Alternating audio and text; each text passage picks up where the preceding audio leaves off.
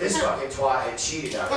Fucking Nate writes fucking songs about you cheated on me, you fucking cunt. Yeah, okay. I, at that moment, called my family and said how much I love them. At that moment, I went, oh my God, Christy, I gotta call her too. So I called her. And I talked to her in like 6 months, and she was like, what? Why are you calling? Is everything all right? I go, I just got robbed at gunpoint. I called a bunch of people in my family, tell how much I love them, because I realized I got killed tonight. Never got a chance to tell me I love them. It'd just be horrible. She goes, oh my God, like that's so sweet. You're calling me and telling me you love me and you forgive me. I'm like, no, not at all. I just gotta tell you, that you're a fucking cunt, and you shouldn't have fucked that guy, and I just wanted to make sure it's not a chance to tell you. Then she hung up, so she was like, read down. I was like, Tucky Duck Gunderson, like 5 times. This is what I'm thinking, it's jamming. That's some shit. So my point being is I got robbed by these 2 fucking hot shit Mexicans that got nothing and said break yourself to me, and people were fucking so offensive about it to me. I would tell people I got robbed at gunpoint. What a great story, I got robbed at gunpoint. You want to hear a great story? I got robbed at gunpoint. I got pistol whipped. So many questions I would ask somebody. 9 out of 10 people, first thing they said was it some black guy? I'm like fucking to the point where I was like, I don't know who this fucking some black guy is, but he's a busy motherfucker, right? Everybody!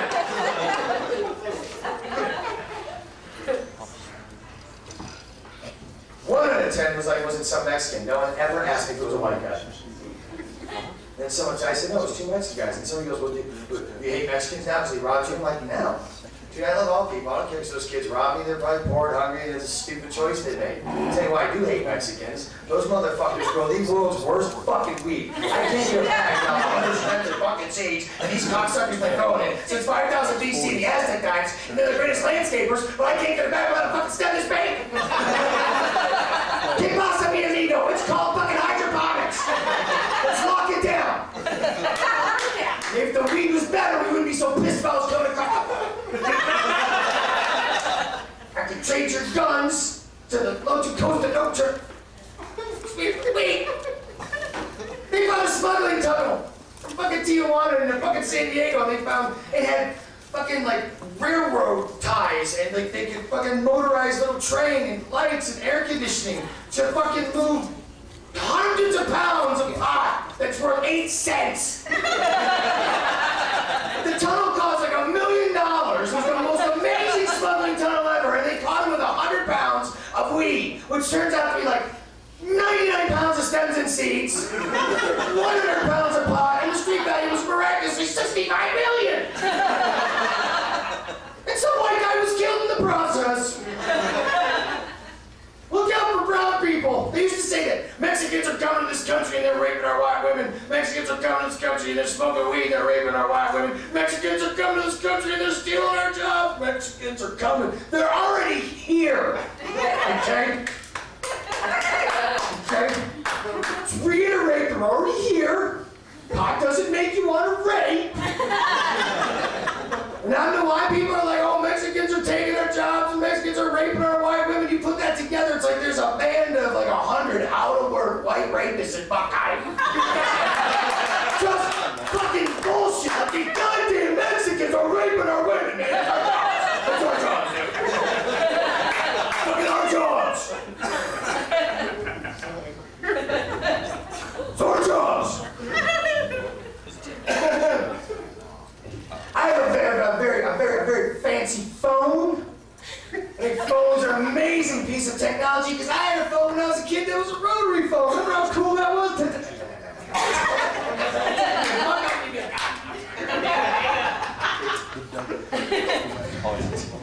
You couldn't take a picture with it, but it was cool. I dated a girl who had an 8-year-old daughter, and we were in Goodwill one time just looking for old antique shit, and I found a phone with a rotary phone, and she was fucking freaked out. Because she was like, what is that? I was like, it's a rotary phone, Hannah. So you never saw it? She goes, no, I was born in '93. I was like, listen, something, asshole. A bunch of Green Day tickets. Don't do a fucking cut.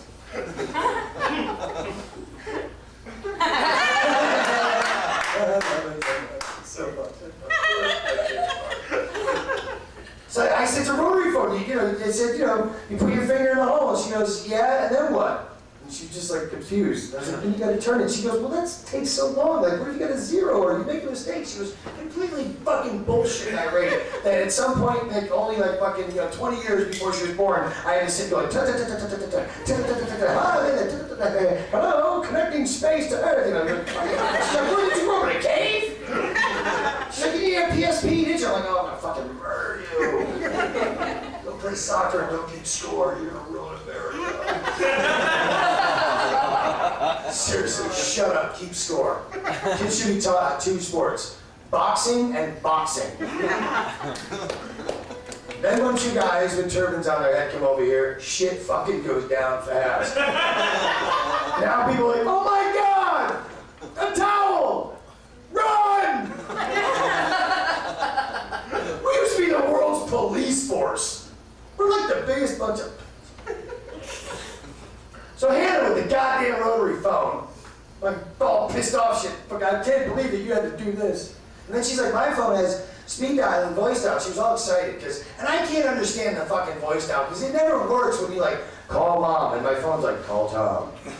It's just annoying. You're like, it should be like so cool. And call mom, and it's like call Steve Rabinowitz. I'm like, that doesn't even sound. Like, call mom. It's like, call John. I'm like, fucking cunt. And it goes, call Ashley. I'm like, no. You know her? That bitch is a cunt. She is. She's like a Christy girl. Yeah, bitches hate the word cunt. You know why? Because it means they fucked up. Yes, it does. Yes, it does. I hate that word, but don't be one that. Don't be no shit, don't start no shit. I was doing a show one time, and a young lady walked on stage, and for some reason, she, in the middle of her joke, she just said cunt punch. Like, here's a funny word, cunt punch, and no one really laughed, and there was an uncomfortable silence, and I was like, how can I make cunt punch funny? It's a good challenge to make those 2 words funny. And I came up with the fact that cunt punch, it's not so much if you think about it like punching someone in the cunt, but you think like cunt punch, like vagina juice. Like think about it, like Hawaiian punch, like a big like vagina would smash through your wall and be like, oh no, oh yeah, it's cunt punch.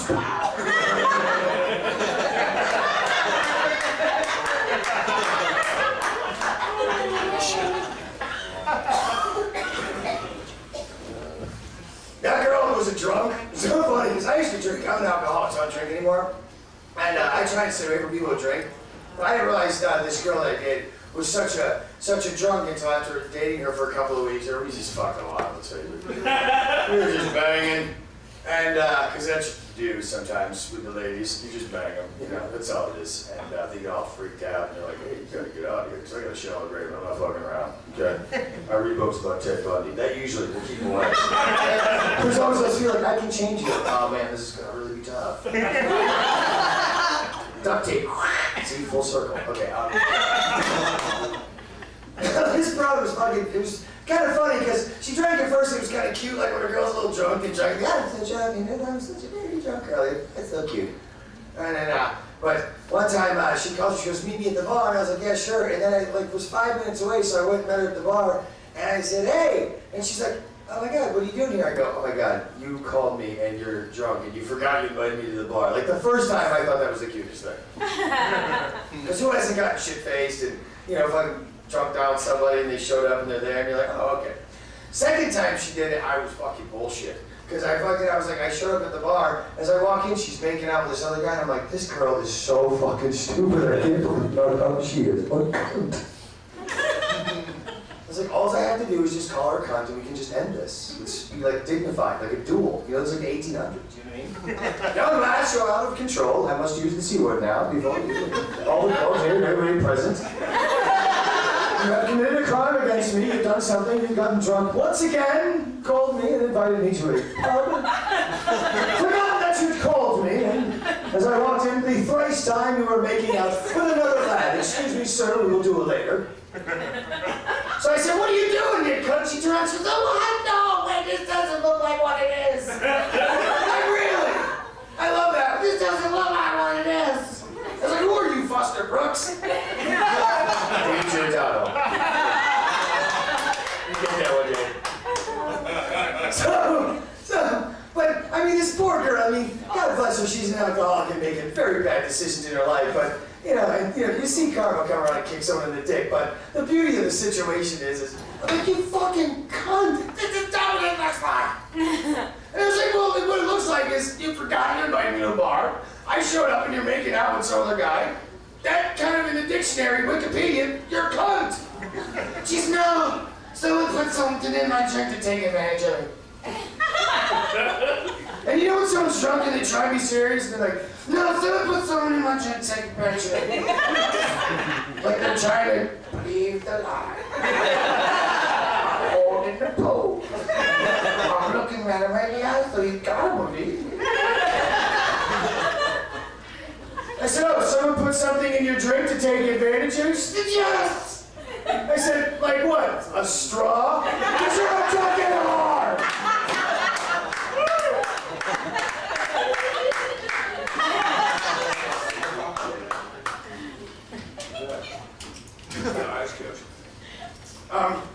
I didn't write myself a note of something I wanted to tell you folks. It was very important.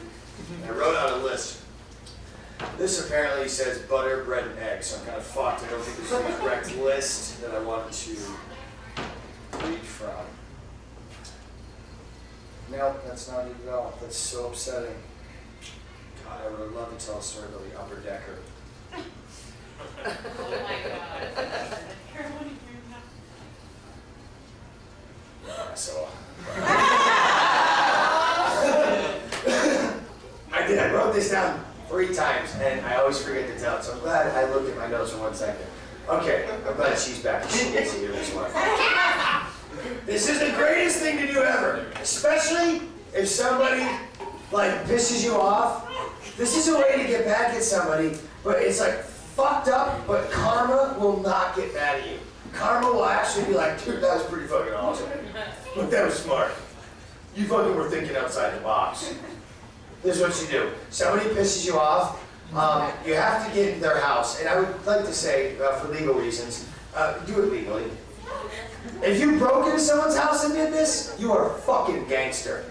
You are a fucking ninja. But this is what the upper deck is. Someone pisses you off, you go to their house, you go to their bathroom, instead of shitting in the toilet, you shit in the upper deck of the toilet. You just put the lid back on.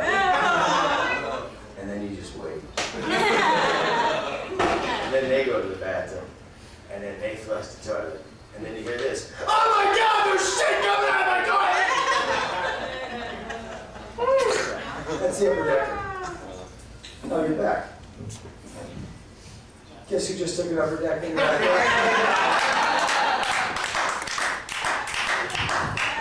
Okay, this. Oh, this is cool. My friend James Honchek said, how'd the shows go? Oh, fucking great, dude.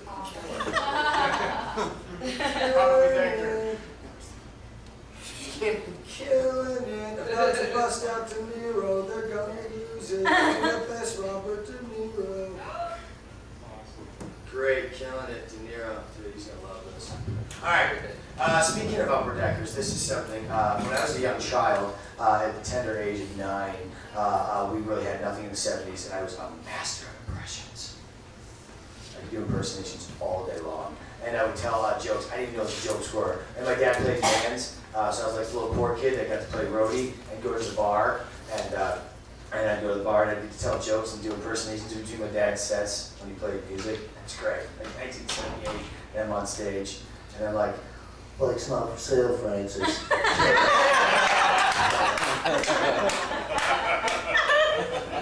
don't have to say we're bigger than Jesus. I just want to write a couple of songs with Paul. I'm the best John Lennon ever.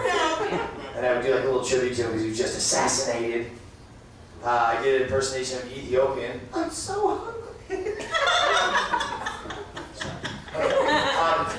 This isn't the best things I ever did. I came home from school one day and I was bad, and I was just angry about the school that I was going to, and I got in a fight. And I remember telling my mom the story. I was like, this fucking guy comes, I swear to fucking God, the fucking son of a bitch, fucking guy, big bang, boom, I fucking punch him, fuck down with the fucking pimples on his fucking cocksock, fucking prick. It's like I'm in 3rd grade, right? So my mother goes, oh my God, you look like Robert De Niro. I'm like, fuck him up.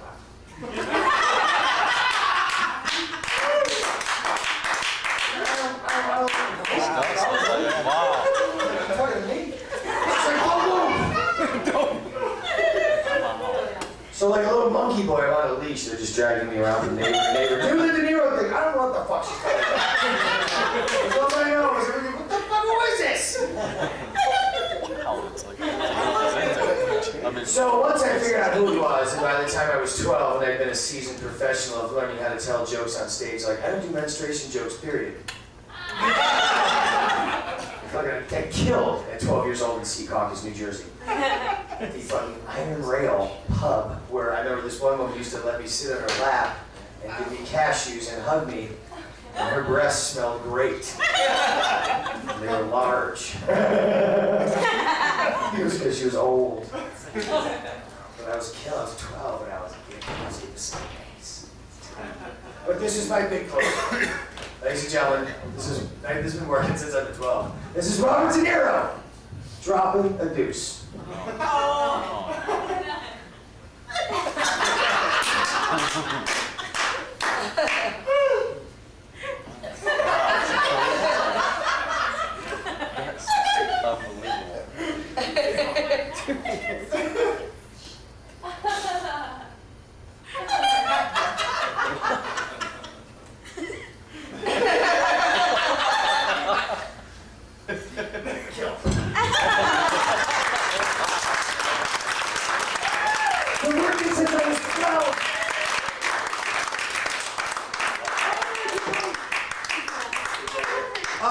Wow, you people have been you people. And if you aren't here tonight, you aren't here tonight. This group right here is called Fish, and I don't know if anybody who knows who they are. Keep your opinion yourself, but if you love them, this is one of the greatest groups ever, and I just saw them recently again, and I recommend eating 5 to 6 like treats in a parking lot that you're not sure what you're eating, because 2 of them will work. And then all 6 kick in. By the time they start playing Chalk Dust Torture, you're like, I think I lost my testicles. Always take mushrooms and open up the 4th wall. It's awesome. Have a good night. Thank you very much, everybody.